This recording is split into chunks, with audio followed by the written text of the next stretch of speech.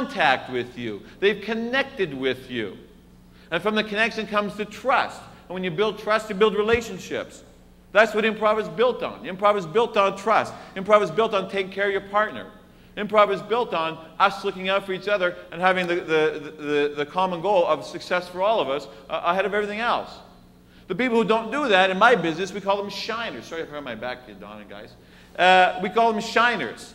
A shiner in improv is anyone who will do anything to get the love and applause and laughter and adulation from an audience. Anything including making another improviser look bad, wrecking the scene, denying the reality, denying the environment, any of those things for a cheap laugh.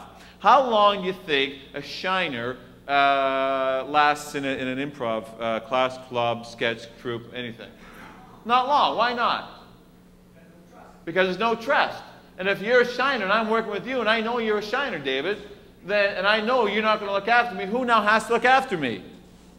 Me. I have to look after me. I'm a human after all. I'm not just going to go out there without any protection. I'm going to protect myself. And if I'm protecting myself, where's my focus? Internal. So what kind of an improviser am I going to be? Because when our focus is internal, let me ask you this, where do ideas come from? Where do solutions come from? They come from everywhere. They're external. They're sparks. You get sparked, you can get sparked. I get ideas ironing. Not today, but you do. You get ideas ironing, you get ideas walking the dog. You get ideas all over the place because something will spark you. If you are internally focused, you're going to have much reduced access to those sparks. You're going to notice way fewer of them.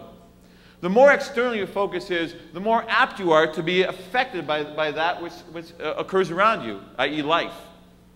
You never know whether there's going to be an answer. You never know what's going to spark you to the solution of the problem that you've been working on for months and months and months.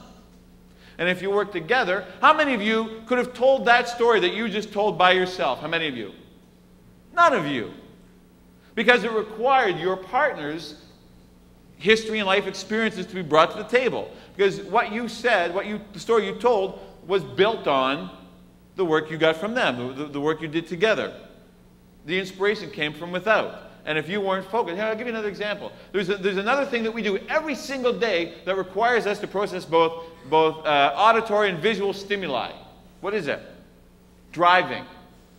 The auditory stimuli you process in a very improv manner is the sound of other cars, sound of horns, sound of sirens, sound of children playing. The visual stimuli you process is signs, traffic signs, traffic lights, other cars, children playing, objects flying in front of you. What risk do you run if you choose to ignore or if you just somehow miss the stimuli while you're driving? What risk do you run?